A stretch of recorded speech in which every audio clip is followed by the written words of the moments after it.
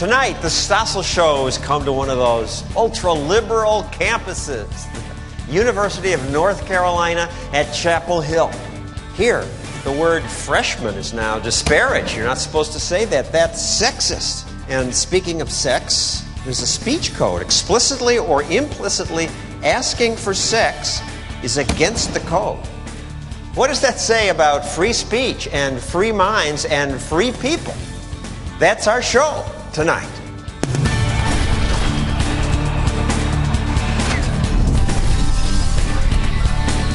And now, John Stossel. This week, for a special Stossel show, we've come to one of the most prestigious universities in America, the University of North Carolina.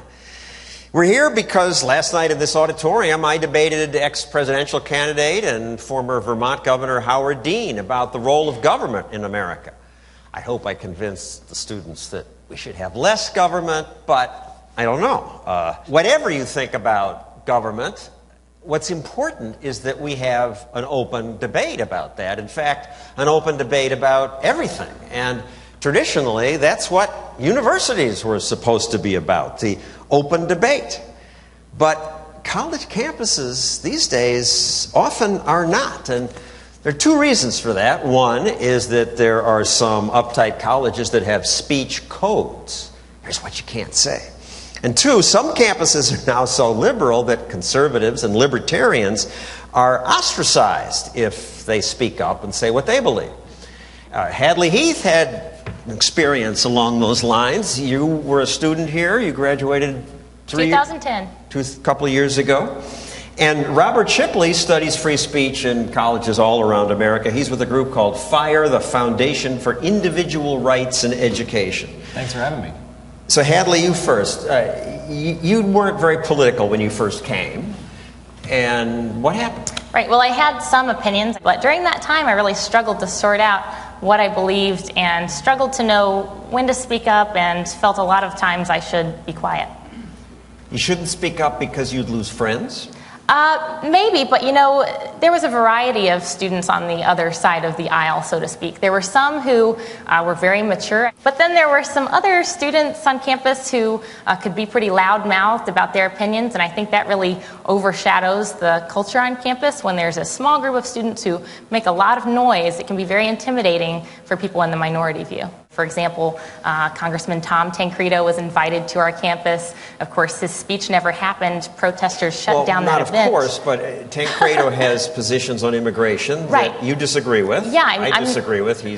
Sure, I'm not really tougher rules. In alignment with Tom Tancredo's philosophies on every issue. I think he's got some good ideas about tax policy, but then other areas I don't see eye to eye. So I was curious about what he thought, and I wanted to hear him out. I was present that day when the protests shut down the event, but it really impressed something on me when many of the protesters were shouting, "There's no debate, no space for hate."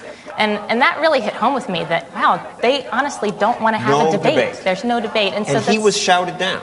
He was shouted down. He didn't get to speak. Right. He couldn't do his event that day. So that's the sort of thing. And some protesters were outside the building and they threw rocks through the windows? Right. And you know, the university reacted and condemned those actions. So again, it wasn't UNC being systematic about discrimination. It was just a handful of people who sort of went rogue and things got out of control. So that was unfortunate. But the thing I took away from that is some people really don't want to have a debate, and some people don't want to hear my views. Some people think my views are so illegitimate or even hateful that I shouldn't say them.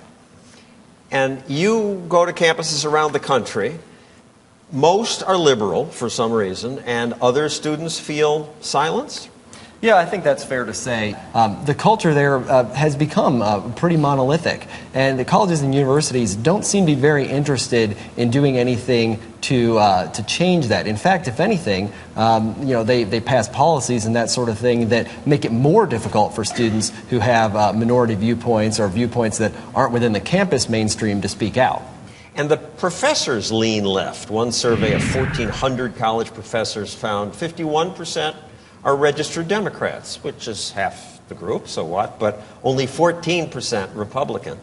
In the social sciences, only 6% Republican. Right. I've seen other data that says college professors, 72% of them nationwide self-identify as liberal, which maybe they don't align with the Democratic Party, but they self-identify as liberal, which is a big disparity between them and the general public. So you were a junior here when Obama was elected, and the climate was creepy? You know, it was a little cultish, but I think we all, this wasn't something that just happened at UNC, but on college campuses across the nation. All right, sometimes it's not just about the attitude. There are actual speech bans. And that's right. Fire rates colleges, green light, yellow light, red light, based on free speech. That's right. This university just got demoted. Well, that's because of two policies that UNC maintains. One is a sexual harassment policy, which is one of the places that, if you attend a college other than UNC, one of the most common places to find a speech code. And for instance, it bans all sexually explicit jokes. So if you've ever told a joke with a sexual theme... You have theme, a copy. You're a student here, David Dearson, and you ran across this, and what did you find? One of the policies bans sexually explicit jokes. It bans certain kind of looks, and I think it's very difficult to control the way in which you look at someone. There's also a policy now in the residence halls that says to avoid using the written or spoken word in a way that offends, which is pretty outrageously broad. I think a picture of Mitt Romney would offend 70% of residence hall And I was students. struck by the part that says you may not explicitly or implicitly ask for sex. So Yeah, then I don't know how that do works. you get there? I think we would all love some advice on it. And if you have sex, since you can't implicitly or explicitly, is it automatically rape? I would think it raises questions. Clearly, these policies are not they're not well thought out. And this is what you get with bureaucracy at schools, the same way you get it with bureaucracy in governments. This school also says we're not going to use the word freshman anymore. Yeah. When we asked them about that, we want gender-inclusive terms. So it's now frosh, or what's it? First year, I think, is the First year. preferred term. This is typical? Frequent? I think it's pretty frequent. We found that 65% of schools, both private and public, have speech codes that either violate the Constitution if it's a public school like UNC, or at a private school would violate the Constitution if it was a public school. And you've contacted this school. They say they're studying your complaint. Right, that's the usual answer from almost anyone. Well, we'll think about it, as if the First Amendment is something you can balance against your own concerns. That's not how the law works. Sometimes you sue, and then that's right. Almost always they back down. That's right. Whenever Fire coordinates a lawsuit, whenever we have, become part of a lawsuit against a red light speech code, that speech code's been struck down by the court. There's another university down the road, NC State, North Carolina State. Derek Spicer was an RA there. That's a residential advisor for you older folks who don't know what that means. That means you live in the dorm and you help with the younger students. Yeah, I help students, during move-in. I help them move in. I get them settled. I get the building set up. I'm in charge of policy enforcement. And you were asked to put up a civility code. Not just put it up, it was actually put on refrigerator magnets, and we had to put them in every single room on the refrigerator so that every resident in a residence hall had to see them. Well, don't we want civility? Well, civility in and of itself is not a bad thing, but this obsession with trying to make sure that everyone is civil can hinder debate. Some people are more passionate than others. They get fire in their belly when they have an issue that they feel like they need to stand up for. And it comes across as uncivil to other people, or it might offend some people. Well, too bad? Well, that's the point of a dialogue. It's supposed to offend people. You're supposed to be offended by things that are going wrong with your university or with your country. So I think that a passionate discourse should be encouraged, not discouraged. And like Derek said, civility is great, and I think most of the time that should be the rule. But, there are certain circumstances in which all of us would agree that civility cannot be the paramount circumstance. When you're dealing with huge societal issues like the civil rights movement, You simply can't accomplish your goals if you're too busy worrying about being civil and not offending the people on the other side. Sitting at a lunch counter that was segregated and refusing to move, that's not civil. Right, there's nothing civil about that. There's nothing civil about responding to somebody who you might think is making racist comments by raising your voice to them or telling them to knock it off. That's not civil, but would we really say that we want the government to tell you that you can't do that when that happens? That's no way to run a free society. Thank you all. When we return, should it be illegal to marry the wrong person? Should it be illegal to give advice about nutrition, to blog about it? Well, it may be in this state. That and more from North Carolina.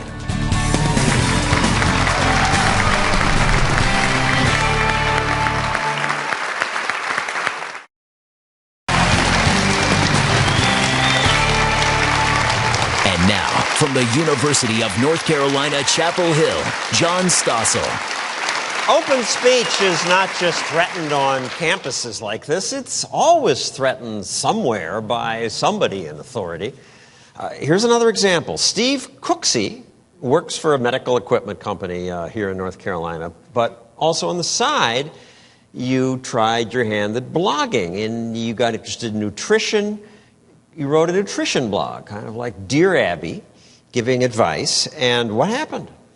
Well, I was told by the state of North Carolina that I should stop giving nutritional advice and nutritional guidance. They even printed your blog here, and with red lines here and there. Here's why you may not, because you're giving advice, and you may not do that without a license. So get a license. Why do I have to get a certification to tell people to eat meats and vegetables? Why is it against the law to tell people to avoid grains, to tell diabetics to reduce carbs to help them normalize their blood sugar? Why is that wrong? So you contacted a group called the Institute for Justice. You'd heard about them. They fight these rules. And Paul Sherman, you're a lawyer with them. What'd you do? Well, we litigate across the country on behalf of people whose rights are threatened by the government. And one of the areas we work in is the First Amendment. And we felt terrible for Steve, but we were also excited because this case raises one of the most important unanswered questions in First Amendment law, which is what happens when the government's power to regulate occupations conflicts with free speech. And they regulate a lot of occupations these days, more and more all the time. You used to be able to just start a business. Now it can call. Well, how much would it have cost him? It would have cost Steve thousands of dollars, and it would have taken years of his life to get the dietitian licensing. And this is a nationwide problem. 50 years ago, only 5% of the American population needed a license from the government to work in their chosen occupation. Now that number is 30%, and it's continuing to increase. Here in North Carolina, you would have had to get 900 hours of apprenticeship even after you got your degree. And yet this state nutrition board said we're going to monitor make sure you don't keep doing it. So you stopped because in theory they could put you in jail. That is correct. They told me under that, 20 days. Right. They told me that I could not give personal advice or guidance on how to eat, even though I am I successfully self-treat my diabetes with diet and exercise. I couldn't tell others to do that. And we ran your advice by a Harvard nutritionist. She said it was pretty reasonable. But even if it was stupid, I would think on the internet, people know there's a lot of garbage on the internet, and it ought to be allowed to be there. Absolutely. The internet has totally changed the way that people seek out advice. And people know to be skeptical. Absolutely. Well, and anyone who wants to can write a book about nutrition. What the state of North Carolina has said is that you can write a book about nutrition, but if you want to give one-on-one advice to someone, that's categorically forbidden. And often this happens because the established businesses, they mean well, they want to protect their industry, have a good reputation, but also they're trying to keep free competition out. Absolutely. The story that we see again and again with occupational licensure boards is that the industry itself is the one who's calling for regulation. It's not that the public is afraid that people like Steve are giving dietary advice. It's the dietitians don't want Steve competing with them. So you say North Carolina is about average in terms of unnecessary and intrusive regulations. To become a barber, $180 in fees, 250 days of tests and classes, 2 years to become a barber. To become a landscape contractor, 3 years. Also a security alarm installer. This is one reason unemployment stays high. Well, and one of the most outrageous things about these laws is how much the requirements vary between states. There's over a dozen states that don't have any licensure requirements for nutritionists. Are the people in those states that much more in danger than the people here in North Carolina? Absolutely not. Thank you, Paul and Steve. Good luck to you. I hope you get the blog again. Coming up, this state, North Carolina, this year passed a constitutional amendment against gay marriage. Is that right? We'll debate that next.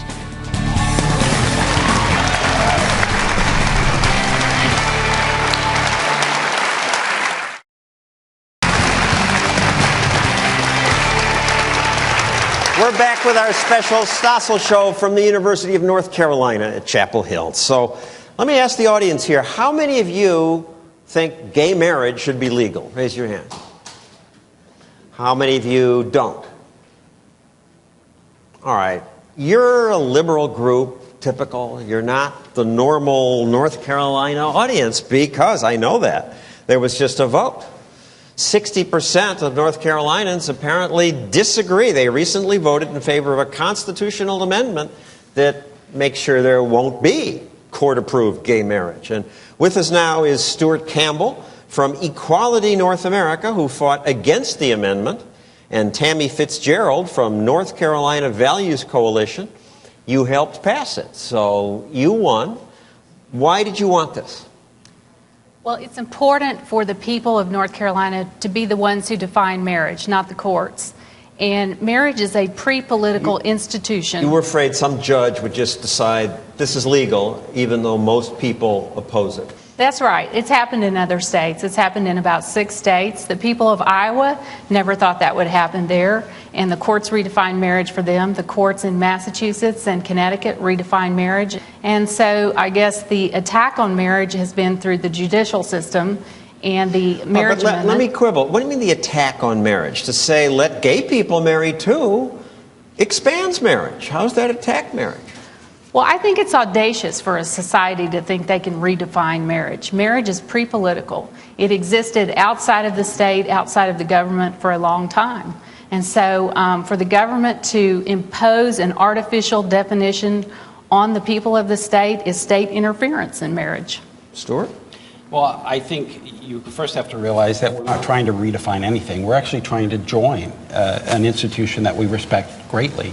There are over 1,100 benefits that the federal government conveys on married couples. And there are 1,100 benefits? Maybe we should get rid of some of those. 1,138. Yeah. Maybe, but that's another question for another day. So, are you against gays? We're not against gays, and this is the whole point. This was not an anti-gay movement. This was not about... So why not let gays marry? This was about protecting the traditional definition of marriage as between one man and one woman, because marriage has a definition outside of government. Government has no right to redefine marriage.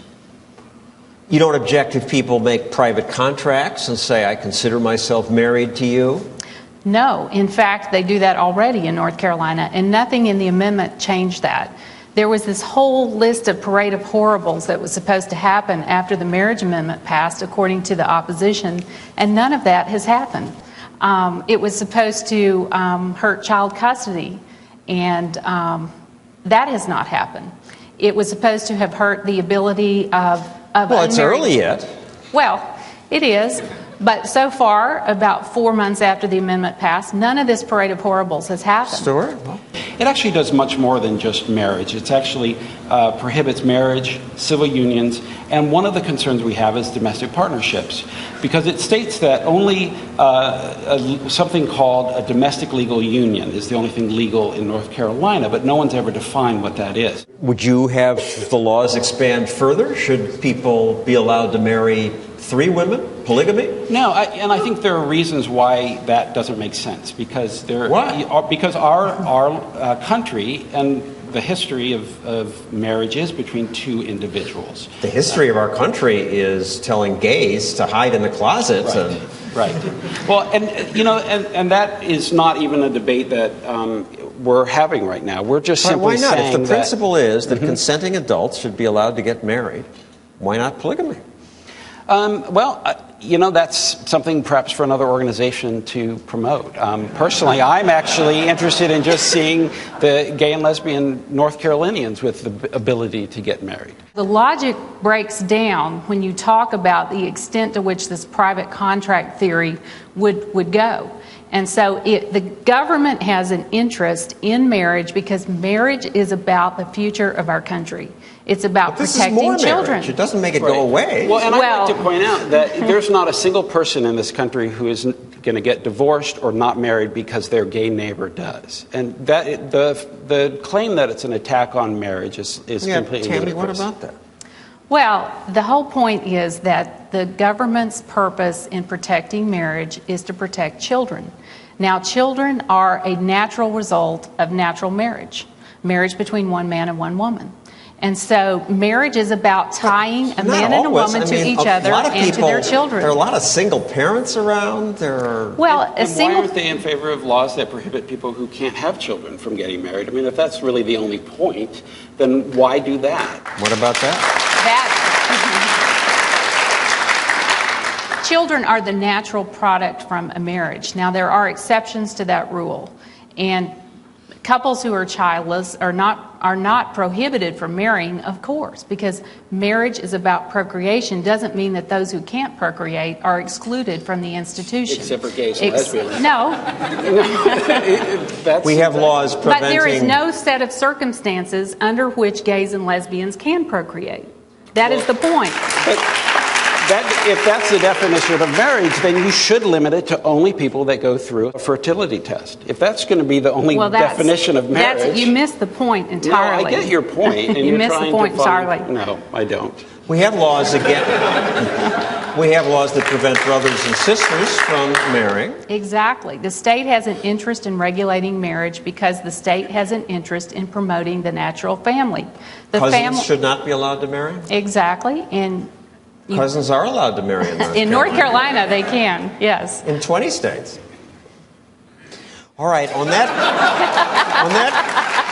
confusing note, thank you, Stuart and Tammy. Coming up, can universities solve the world's problems? I don't think so. I think universities are kind of a scam, have become a scam, an expensive scam. But my next guest says I am wrong, and universities can solve the world's problems. That's next.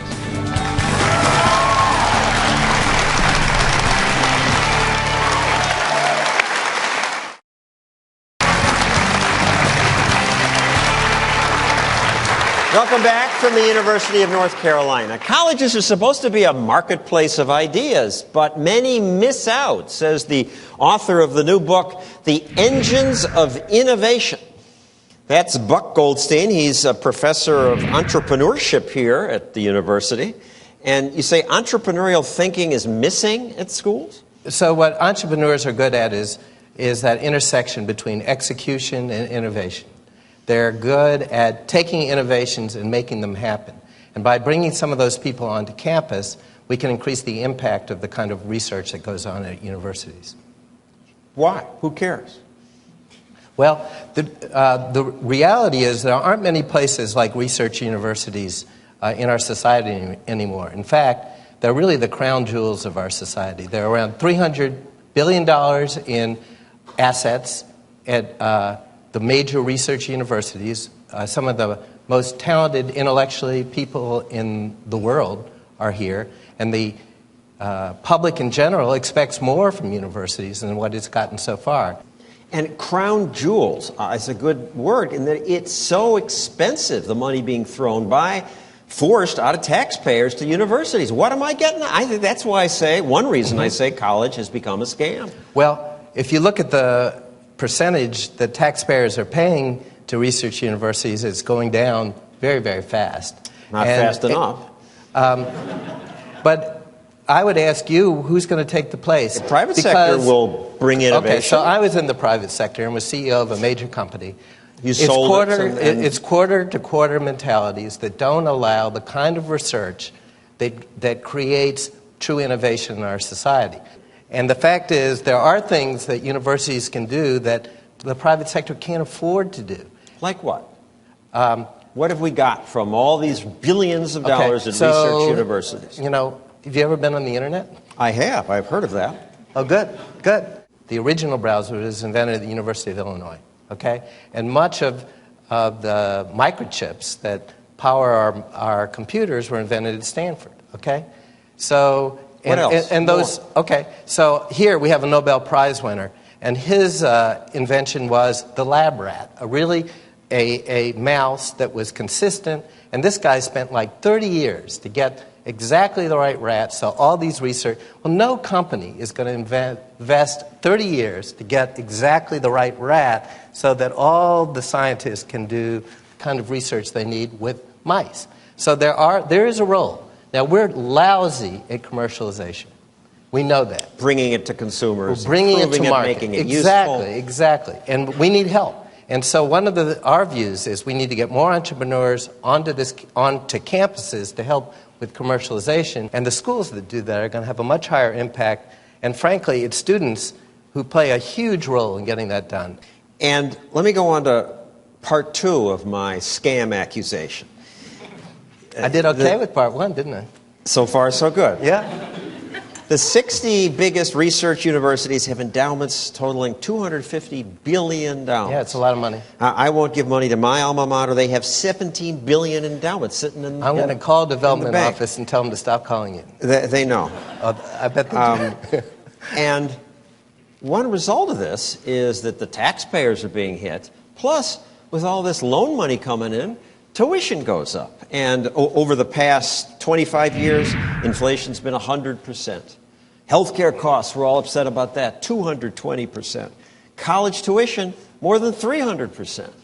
And it's because of all this money flowing in. Now, this college is relatively cheap. Tuition, $7,800. That's a bargain. For in-state. For in-state students. Right. But the taxpayers fork over $16,000 per student. So what do you get? You get all these kids with big debt, and a lot of them can't find jobs. It's true. In general, I agree with you. Okay, we're done. I think that part of the issue, though, is what is success? You don't measure it on income. How much income you make in a lifetime. I don't think that's a measure of a liberal education. It's not about the job you get. The more prestigious the university, the least well we do on helping people to get that first job. Now, some of it is just the degree, frankly. If well, the first jobs, I notice bartenders, 15% now have college degrees. Taxi drivers, also 15%. A lot of people go to schools like this, go into debt, can't find that job in French literature or English or whatever you study. And it's true. Surprised? So what I'm saying is we need to do better. I don't think it's bad to study French literature. What did you study? Psychology. There you go. To help you get a job? No. No. But you're a cool Help guy. me a little. Yeah. But was it worth all that tuition? I don't know.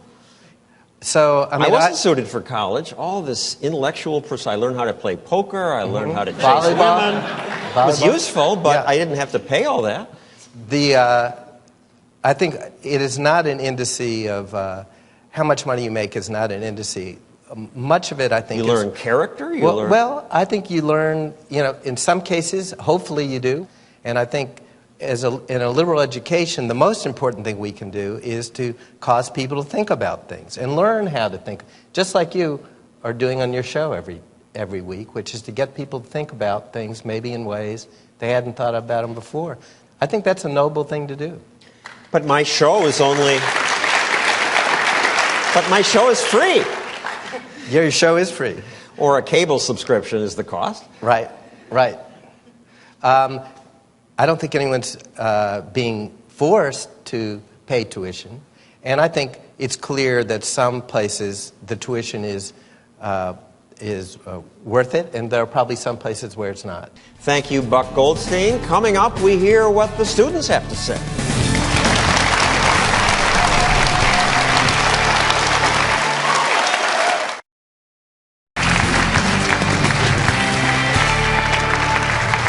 Welcome back to a special Stossel show from the University of North Carolina. Now the students get to speak or ask questions. Go ahead.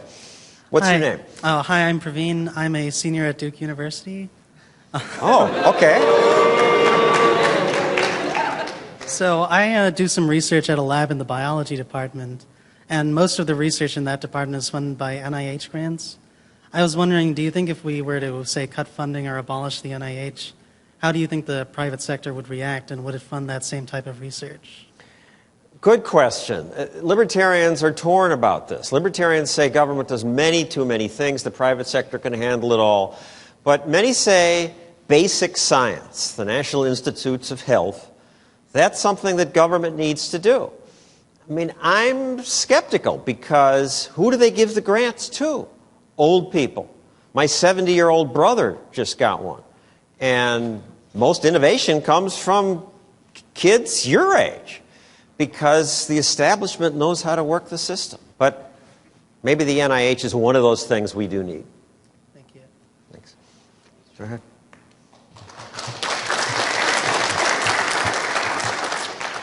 Hi, I'm Patrick O'Neill. I'm a freshman from Chicago, first year. And my question is... Freshman, first year. I mean, freshman could be fresh human. It doesn't have to mean man, right? I'm a fresh person. But my question is regarding your stance on college education. Had you not gone to college, you went to Princeton, correct? Yes. Do you feel as though you would have gained access to the journalism profession as easily? Or how would you have filled your time if you had not gone to college? It's hard to know. You can't really say what would have happened. But you're probably right. I lucked out into a very good job and a good career, and graduating from Princeton helped me. But I say I'm skeptical of colleges now because today almost half the people who go don't graduate even after 6 years. A lot of people are being lured in by this message that everyone should go to college. You'll make $1 million more over your lifetime. The truth is, yeah, you'll make $1 million more over your lifetime, but that's because it's a different population that goes to college, and many of those people would have made more money anyway. And lots of the people going could have made more money doing something else. But you're right. Worked out for me. All right. Thank you. Thanks. My name is Paul. I actually go to a school nearby at Central University. I just wanted to ask, basically, how do we tell the difference sometimes between funding a university, for good research and helping young people, and maybe paying into the system where it ends up inflating the cost instead of actually helping people? I think it's impossible to tell if other people spend your money. I would argue universities should get their money from people who want to give it voluntarily, not from taxpayers who are forced to pay it. Government is force, and that's how they fund many of these research universities. But a lot of you, when you graduate, you have this affinity for your school, and you get suckered into, and you choose voluntarily to give money. That's the best way. My name is John. I'm a freshman here at UNC. And what do you think the government's role in primary education should be? Government has really messed up primary education. Primary means K through 12. And we now spend so much money, $13,000 per student, $300,000 per classroom, much more than we used to. We've tripled spending over the past 30 years. Scores are flat. No surprise, it's a government monopoly, and they always treat their customers poorly. They become complacent. They don't innovate. In the ideal libertarian world, parents would spend their own money, and charities galore would help the poor people who can't afford that. But I accept we're in America now. We're used to government paying for K through 12 education. It's not going to go away. But why not attach the money to your back? If your parents then have been allowed to take that $13,000 to any school in your state, those schools would have competed to get you. And the very best teachers would have competed to get you in their class. The teacher would be making $300,000 a year, and you would have gotten a better education.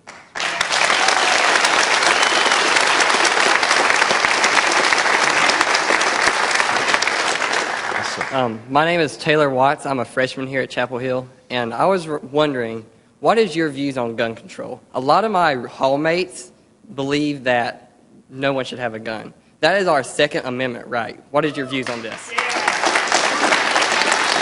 I grew up in the liberal culture like your hallmates. I live in New York City, and it's just common sense. Everybody knows if people had a gun, there'd be all kinds of people shooting each other accidentally. There'd be people getting mad and shooting people.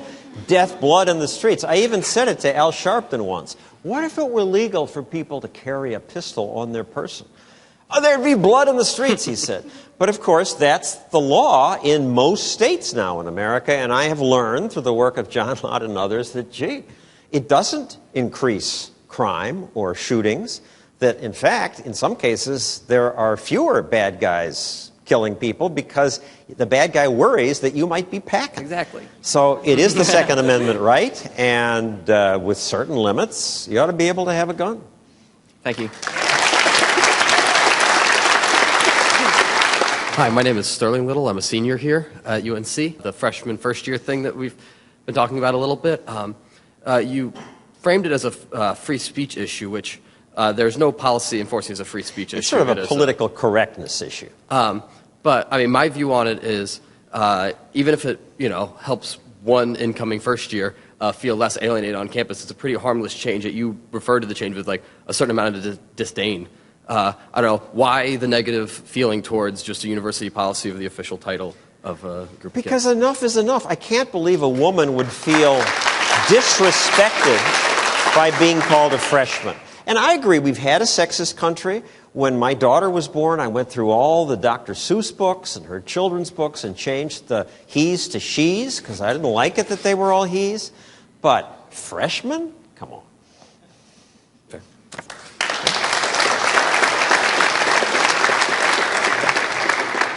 Hello, my name's Sarah and I'm from England. I'm an exchange student here at UNC.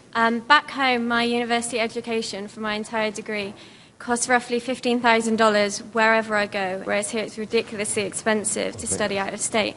Do you think this needs to be reformed? Well, I can see why taxpayers don't want to pay for you to come from England to study here. You want to study here? You pay through the nose. It's their state. Seems reasonable to me. But in terms of American students as well, like, say if I was from North Carolina and I wanted to study in California. Well, then you make a choice and you should have to pay for your choice. I say the problem is that tuition would be $15,000 everywhere if our federal government and state governments weren't vomiting money at all these colleges.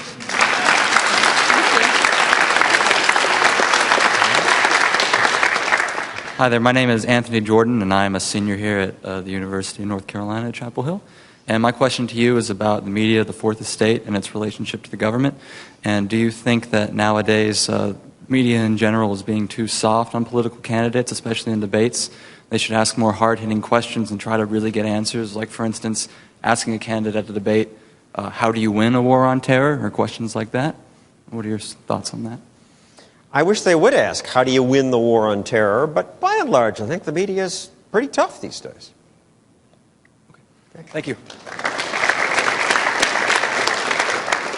Hi, John. I'm Alex Thomas. I'm from Wellington, North Carolina, and I'm a freshman here. I'm not a first year. I'm a freshman. All right, and my question to you is, we've talked a lot about education today. What would be your plan to fix the educational system in this country? Well, if they appointed me head of the Department of Education, I would say, okay, let's abolish it and save $109 billion. Education's a state responsibility. Only recently have the feds gotten involved, and they haven't improved it. So leave it to the states and let the parents have a choice. Choice will make it better. Thanks, John. Hey, my name is Alexander Johnson. I'm a sophomore here at Carolina, and my question is, where do you see the student liberty movement going in the future? Do you see it growing? I sure hope so, and I'm excited. You're wearing this Young Americans for Liberty t-shirt here.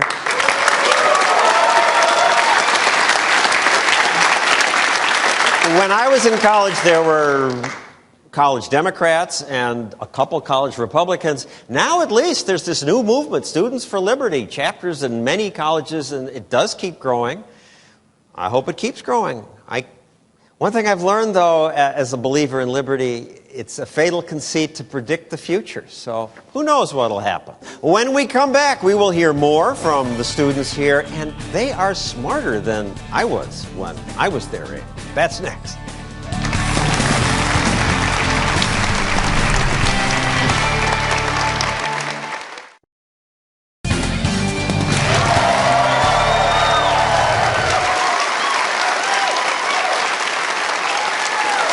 Impressed when I go to college campuses these days. The students are just smarter. They have more wisdom about things than I ever had at their age. They think about subjects like individual liberty.